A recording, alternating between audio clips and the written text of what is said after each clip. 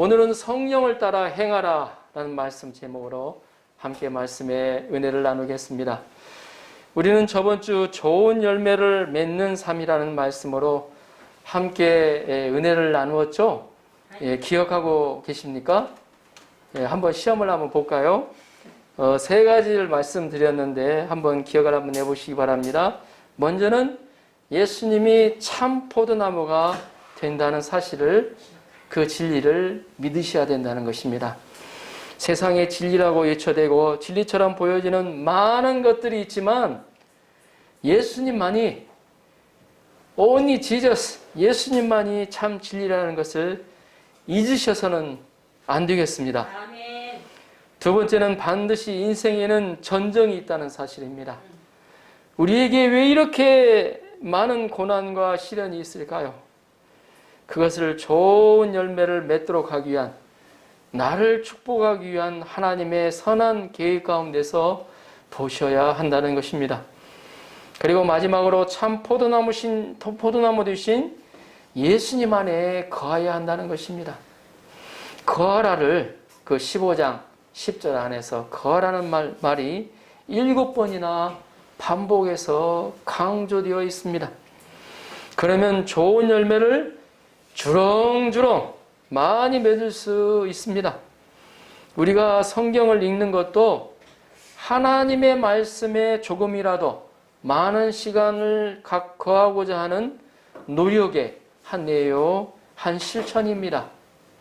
성경 일독을 하시면서 내적 위쪽으로 열매를 맺게 될 것을 믿습니다.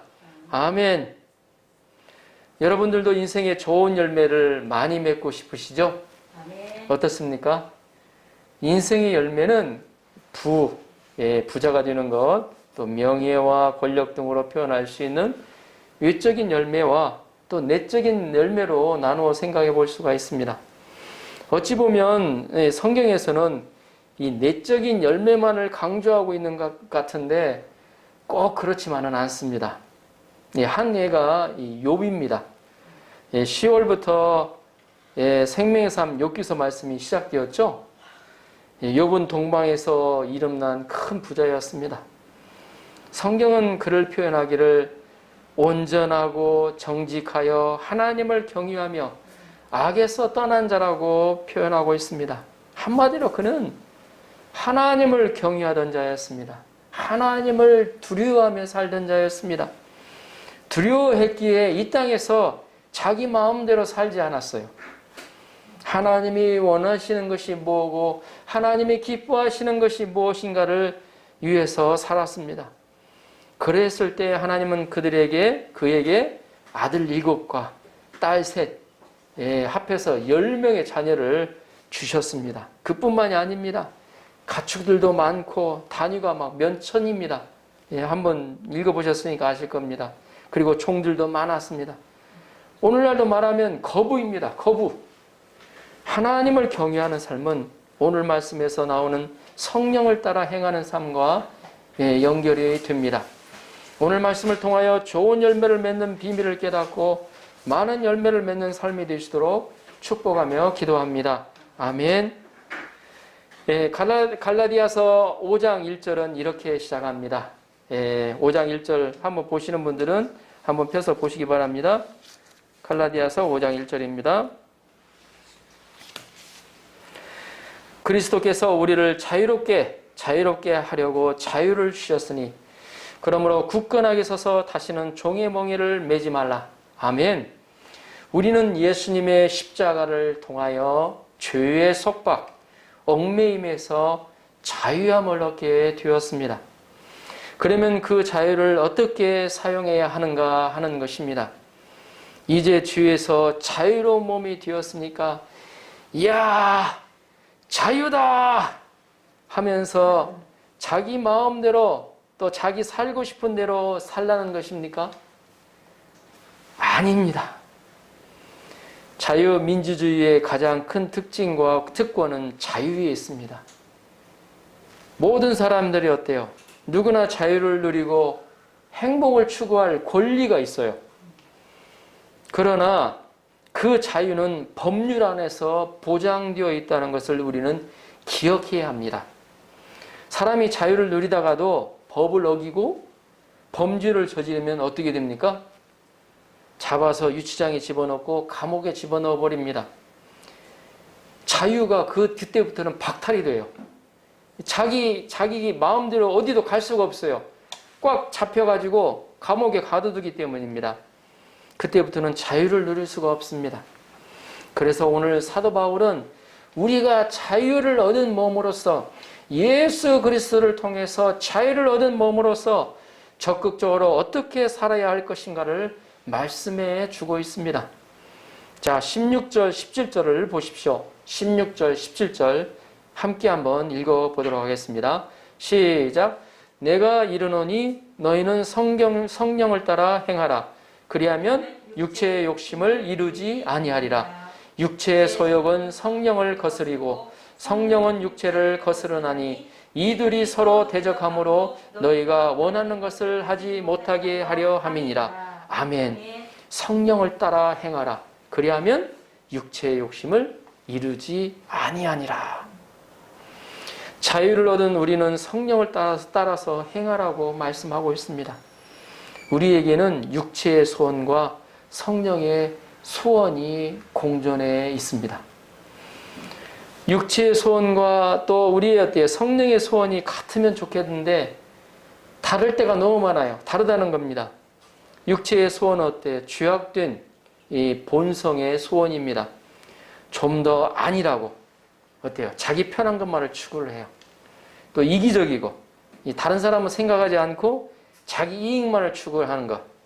또 명예, 다른 사람은 어찌됐든 자기만 잘되고 자기만 높아지기를 원하는 그러한 명예를 추구하고 자기 쾌락을 추구하는 자아입니다.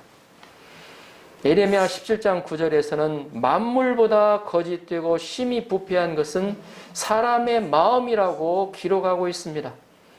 이런 마음에서 나오는 죄악된 소원은 육신이 죽을 때까지 없어지지 않습니다. 우리가 어때요? 죽을 때까지 어때요? 육신의 소원과 항상 싸우면서 살아야 돼요.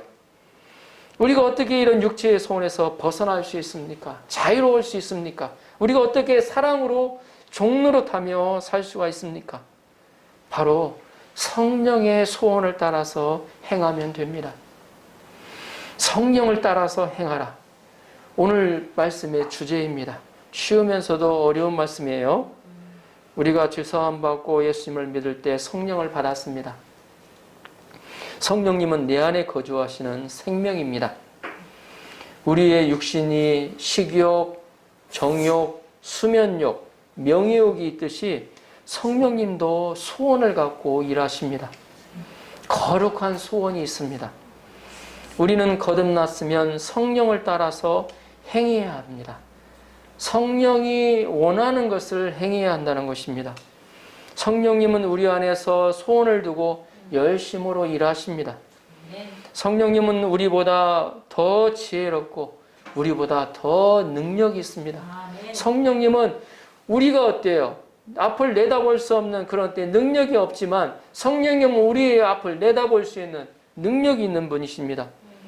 우선은 이것을 어때요? 인정해야 돼요. 다음에는 내가 가진 지혜와 능력과 열심과 뜻이 얼마나 부질없는가를 알아야 합니다. 우리는 나의 생각과 뜻을 포기해야 합니다.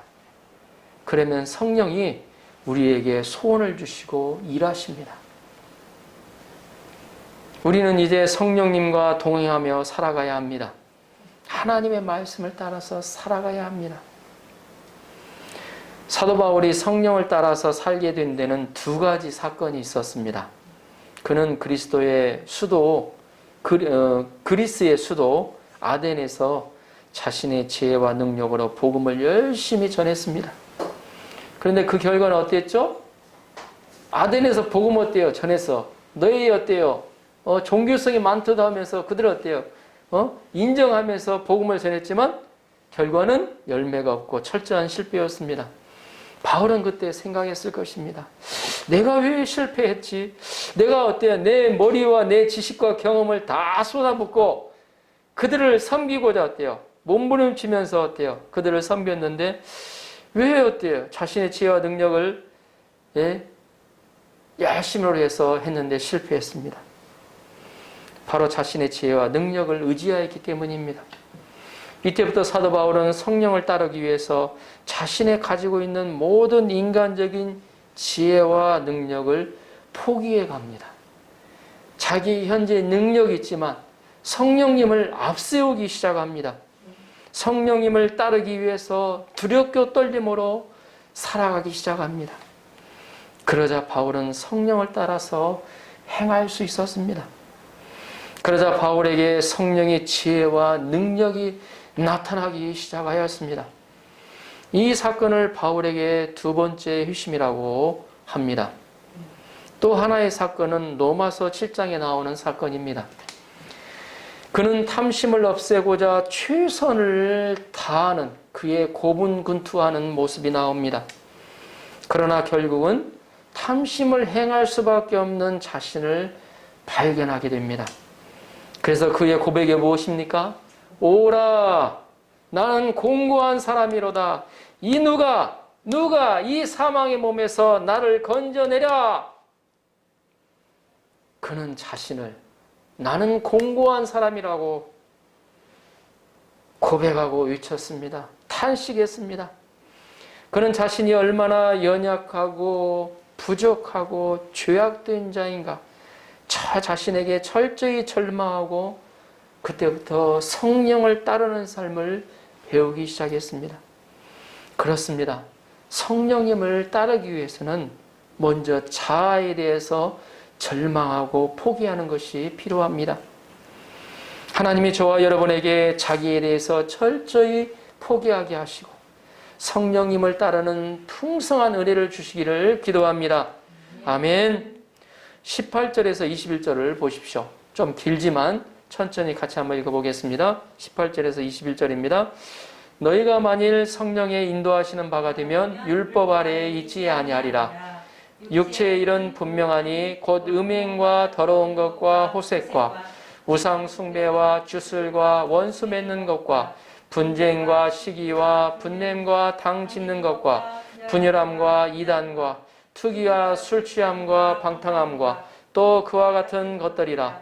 전에 너에게 경계한 것 같이 경계하노니 이런 일을 하는 자들은 하나님의 나라를 유업으로 받지 못할 것이요. 아멘. 우리는 성령을 따라 사는 것인지 아니면 육체의 소원을 따라 사는 것인지 분명히 알 수 없다고 하는 사람이 있을지 모릅니다. 또 애매모호하다고 말하는 사람이 있을지 모릅니다. 그러나 사도 바울은 이런 사람을 위해 육체를 따라 사는 것이 무엇인지 분명히 그 열매를 통해서 알 수 있다고 말씀합니다. 육체를 따라서 사는 것은 크게 세 가지로 볼 수가 있습니다. 첫째는 육신을 따라서 살면 육체에 원하는 것을 따라서 살면 첫째로 정욕적인 음란하고 더럽고 남색이나 여색을 좋아합니다. 하나님을 떠난 소돔과 고모라의 모습을 보면 잘 알 수가 있습니다. 노아 시대를 보면 성적으로 타락하였습니다. 하나님의 말씀을 들으려고 하질 않아요. 노아가 어때요? 멸망이 옵니다 얘기해도 들으려고 하질 않아요. 어때요? 네? 농담으로 여겨버리죠. 보면 성적으로 그렇게 타락해 갔습니다. 로마도 망하기 전에 도덕적으로 부패하였습니다. 두 번째는 우상 숭배와 주술과 같이 귀신을 섬긴다는 것입니다. 하나님을 떠나면요 각종 점쟁이들이 판을 칩니다. 새해가 되면 더욱 한 해의 운수를 점칩니다. 요즘에는 신문에도 나오죠. 인터넷 어때요? 스마트폰만 봐도 점치는 것이 나와요. 보면 그냥 살짝만 열어보기만 하면 나오는. 셋째는 원수 맺고 분쟁하고 시기하고 분내고 당짓고 분열하고 나뉘고 시기하고 술 취하고 방탕하여 사회적으로 싸우고 비도덕적인 삶을 산다는 것입니다. 여기 보면 어때요? 모든 분쟁이 있을 수밖에 없어요. 자기 이기적인 내 욕심에 따라 살기 때문에. 또 그런 사람들이 또 당을 짓고 모이죠. 그러면서 어때요? 요즘에 많이 문제가 되는 게 무엇입니까? 이지매라고 하죠. 왕따. 요즘에는 왕따가 어때요? 회사에서도 퍼져가지고 문제시가 되어 있잖아요. 보면 메디아에서 나오고 있죠. 그런 것들이 다 어때요? 육신에 원하는 것을 쫓아 살 때 그런 문제들이 발생하게 되어 있습니다. 이것들이 육체를 따라서 사는 삶의 열매입니다. 우리 한 가지 더 한번 살펴볼까요? 우리 로마서 말씀 한번 살펴보겠습니다. 로마서 1장. 성경 있는 분들은 한번 같이 한번 찾아봐서 읽으셨으면 좋겠습니다. 로마서 1장 28절에서 31절까지 제가 한번 읽어보겠습니다. 또한 그들이 마음에 하나님 두기를 싫어하며 하나님께서 그들을 그 상실한 마음대로 내버려 두사 합당하지 못한 일을 하게 하셨으니 곧 모든 불의, 추악, 탐욕, 악의가 가득한 자요 시기, 살인, 분쟁, 사기, 악독이 가득한 자요 수근수근하는 자요 비방하는 자요 하나님께서 미워하시는 자요 능욕하는 자요 교만한 자요 자랑하는 자요 악을 도모하는 자요 부모를 거역하는 자요 우매한 자요 배약하는 자요 무정한 자요 무자비한 자라. 마음에 하나님 두기를 싫어하며 이렇게 되어 간다는 것입니다.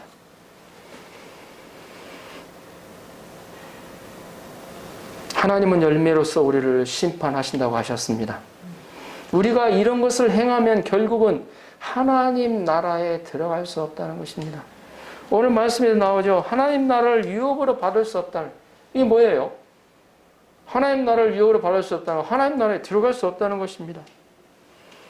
물론 우리가 이런 죄를 한 번도 범하지 않을 수는 없습니다. 우리가 이런 죄를 지으면 성령님이 내 안에 근심하는 것을 알고 빨리 회개해야 합니다. 그러면 우리의 죄를 사하시고 우리에게 다시금 성령님을 충만히 허락해 주실 것입니다. 사도 바울은 성령을 따라 행하라고 권면합니다. 그리고 성령을 따라 살 때 얻는 열매에 대해서도 말씀하고 있습니다. 그 열매는 어떤 것들이 있습니까? 자, 22절, 23절을 보십시오. 22절, 23절 같이 한번 읽어볼까요? 화면을 통해서 같이 한번 읽어봤으면 좋겠습니다. 시작! 오직 성령의 열매는 사랑과 희락과 화평과 오래 참음과 자비와 양선과 충성과 온유와 절제니 이 같은 것을 금지할 법이 없느니라. 아멘. 성령을 따르는 삶의 열매는 먼저 하나님이 주시는 사랑과 기쁨과 평안을 누리게 됩니다. 전혀 기독교에 대해서 예수님을 모르는 사람이 교회에 가면 왠지 마음이 평안하다고 느끼는 사람도 있습니다. 왠지 다른 데서는 어때요? 마음이 막 불안하고 그러는데 교회에 가면 평안하다는 느낌. 그것도 어때요? 하나님이 어때요? 주시는 열매입니다. 열매. 성령님의 인도함을 받으면 우리는 어떤 상황에서도 기쁘고 마음에 평안을 누릴 수가 있습니다. 사도 바울은 심지어 빌립보 감옥에서도 그 어때요? 가전 어때요? 그 고문과 그 어때요? 육체의 그 고통 가운데서 그는 어때요? 하나님으로 인하여 기뻐하며 하나님을 찬송하고 있습니다. 로마 감옥에 갇혀서 그는 어때요? 성도들에게 주 안에서 기뻐하라. 내가 다시 말하노니 기뻐하라고 권면하고 있습니다. 다음으로 다른 사람을 오래 참고 자비와 선을 베풀게 됩니다. 다른 사람이 사랑스럽게 보입니다. 원수같이 미워 보이던 사람이 사랑스럽게 보이기 시작합니다. 어떤 분이 냉장고 앞에 원수를 사랑하는 말씀을 붙여 놓았다고 합니다. 그 원수의 장본인은 자기 남편이었습니다. 그런 원수 같은 남편이 사랑스럽게 보이기 시작한다는 것입니다. 마지막으로 자신에 의해서 충성스럽고 훈련되어 온유하고 절제하게 됩니다. 음식 먹는 것에서부터 텔레비전 보는 것, 또 요즘에는 어때? 스마트폰 보는 것, 게임을 하는 것을 절제할 수가 있다는 것입니다. 기도하고 예배 드리는 것을 신실하게 합니다. 바울은 이런 것을 성령의 열매라고 합니다. 만약에 우리가 성령님을 따르고 있다면 이런 열매는 나무의 열매가 맺히듯이 자연스럽게 맺히게 될 것입니다. 그러나 하루아침에 맺히지는 않죠. 우리 포도 열매가 어때요? 그게 어때요? 포도 열매가 조금 나왔다고 금방 맺힙니까? 시간이 걸리죠. 나무의 열매가 맺히려면 정해진 시간, 하나님의 때가 되어야 돼요. 마찬가지로 우리가 이런 열매를 맺기 위해서는 좀 시간이 필요합니다. 사는 날 동안 지속적인 시간이 필요해요. 또한 우리는 어때요? 나무와 달리 자유의지가 있습니다. 그래서 우리는 어때요? 우리에게 어때요? 자유의지가 있기 때문에 선택할 수가 있어요. 하나님이 원하시는 것을 선택해서 살 수 있는, 자신이 원하는 것. 그래서 어때요? 고민을 해요. 이게 하나님이 원하시는가? 내가 원하는 것인가? 잘 모르겠어. 그러면 어때요? 기도해 보세요. 말씀을 읽다 보면 이것이 분명히 드러나요. 보면 이게 하나님이 원하는 것. 그러면 하나님이 원하는 것을 하다 보면 어때요? 예? 내가 꼭 손해볼 것 같은 일이 있어요. 보면 그때더라도 내가 꼭 손해볼 것 같다 하더라도 하나님이 원하시는 것을 쫓아가십시오. 그러면 나중에는 어떻게 됩니까? 그 손해볼 것 같은 거 하나님이 다 채워주신다는. 아멘입니까? 예, 아멘입니다. 예. 우리는 자신의 소욕을 성령이 원하시는 그 앞에서 죽여가는 것을, 죽이는 삶을 배워가야 합니다. 우리가 성숙할수록 성령님을 따라서 육의 행실을 죽이며 살아가는 연습을 하게 되면 우리는 점차 육신의 열매는 줄어들고 성령의 열매를 많이 맺히게 될 것입니다. 24절을 보십시오. 24절. 그리스도 예수의 사람들은 육체와 함께 그 정욕과 육탐심을 십자가에 못 박았느니라. 아멘. 사도 바울은 우리의 신분이 그리스도 예수의 사람이라고 말합니다. 그리스도 예수의 사람입니다. 우리 옆에 있는 분들, 온라인으로 보시는 분들은 당신은 그리스도 예수의 사람입니다. 우리 같이 한번 인사 한번 나눠볼까요? 당신은 그리스도 예수의 사람입니다. 온라인으로 보시는 분들은 자기에게 당신은 그리스도 예수의 사람입니다. 그리스도 예수의 사람들은 예수님의 십자가를 믿는 사람들입니다. 우리는 예수님이 십자가에 못 박힐 때 우리의 죄악된 소원과 정욕과 탐심을 십자가에 전부 다 못 박았습니다. 우리의 옛사람은 죽어서 없어졌습니다. 사람이 죽으면 우선 눈을 감기죠. 눈 뜨고 죽는 사람도 있잖아요. 보면 가끔 가다 보면. 그럼 눈을 감겨줘요. 보면 천으로 덮어서 병풍을 치고 보지 못하게 합니다. 아무리 사랑하는 사람도 죽으면 끝이에요. 죽으면 어때요? 소원도 사라지죠. 마찬가지로 우리 옛사람은 죽어서 예수 그리스도의 십자가를 통해서 죽어서 없어졌습니다. 실제 우리는 죄악된 소원을, 그렇지만 우리는 실제 죄악된 소원을 항상 가지고 있습니다. 그러나 예수님의 십자가를 믿음으로 이런 소원이 사라질 수가 있다는 것입니다.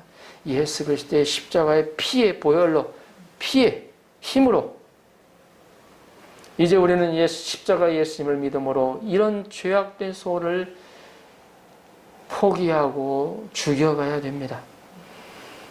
어떤 사람은 내 성질 많이 죽었다고 말하는 분들이 있습니다. 우리는 예수님을 믿음으로 자신의 죄악된 소원을 완전히 죽여가야 됩니다. 자기 십자가를 져야 합니다. 날마다 자기 십자가를 져야 합니다. 여기에는 시간이 필요하죠. 모세는 40년 동안 광야에서 양을 치면서 자신이 철저히 죽는 경험을 했습니다. 왕자로서 교육을 받고 훈련을 받고 그의 어때 비전과 그의 이상 모든 것을 가졌던 어때 그의 모든 것들이 어때 다 어때요 40년 동안 다 빠져나간 그가 40년 동안에 광야에서 자신을 죽였을 때 자신이 죽어갔을 때 혈기 많은 그가 지상에서 가장 온유한 사람이 되었습니다. 하나님이 인정할 정도로 가장 온유한 자라 지상에서 그런 사람이 되었습니다. 우리도 죄악된 소원 가운데 십자가를 바라보면 못 박는 연습을 해야 합니다. 그래야 성령을 따라서 살 수가 있습니다. 25절, 26절을 보십시오. 같이 한번 읽어볼까요? 25절, 26절 시작. 만일 우리가 성령으로 살면 또한 성령으로 행할지니 헛된 영광을 구하여 서로 노엽게 하거나 서로 투기하지 말지니라. 아멘. 우리가 성령으로 살면 성령으로 행해야 합니다. 성령을 따라서 행해야 합니다. 성령을 따라서 행하기 위해서는 헛된 영광을 구하지 말고 노엽게 하거나 서로 투기하지 말아야 합니다. 성령님을 따르는데 가장 방해가 되는 것이 바로 자기입니다. 자아입니다. 자기 영광을 구하는 마음입니다. 우리는 날마다 자기를 부인하고 자기 십자가를 지어야 바로 이 성령님을 따라갈 수가 있습니다. 예수님은 성령님을 따르기 위해서 겟세마네 동산에서 피가 땀이 되도록 기도하였습니다. 성령을 따르기 위해서는 성령으로 죄악된 자기를 죽여가는 과정이 필요합니다. 성령님께 순종하며 살아야 합니다. 이것이 쉽지는 않습니다. 너무나도 어렵습니다. 제가 봐도 어렵습니다. 어떤 때는 성령님이 너무 느리게 일하시는 것 같습니다. 그래도 성령님을 신뢰해야 합니다. 기도했는데 주님 약속 들어주신다고 했는데 왜 빨리 안 들어주세요? 막대를 쓰다 보면 성령님이 뭔가 어때요? 느리게 어때요? 움직이시는 것 같은. 그래도 우리는 어때요? 성령님을 신뢰해야 합니다. 기다리고 그분을 따라야 합니다. 광야에서 하나님이 이스라엘 민족을 인도하실 때를 보면 잘 알 수가 있어요. 어떤 때는 어때요? 구름 기둥이 이튿날 아침에 뜨기도 하고 어떤 때는 한 달 후에 뜨기도 하였습니다. 어떤 때는 어때요? 6개월, 1년 후에 뜨기도 했습니다. 성령님을 따르는 삶은 이것을 기다릴 줄 알아야 합니다. 성령님을 따르는 데는 인내가 필요합니다. 어떤 때는 성령님이 빠르게 활동하십니다. 그때는 민첩하게 움직여야 합니다. 결론적으로 우리가 인생의 좋은 열매를 많이 맺기 위해서는 성령을 따라 행해야 한다는 것입니다. 마찬가지로 우리가 성령을 따라 행하게 되면 좋은 열매를 많이 맺을 수가 있습니다. 그 열매들로 이 땅에서 어때요? 하나님의 나라를 경험하며 천국을 경험하며 하나님의 좋은 도구로 쓰임받을 수가 있습니다. 우리가 성령을 무시하고 육신의 본성대로 자기 원하는 대로 살게 되면 하나님 나라 천국에 들어갈 수가 없습니다. 육신의 본성의 열매를 맺게 됩니다.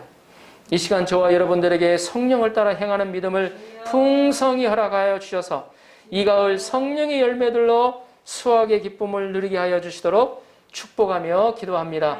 아멘.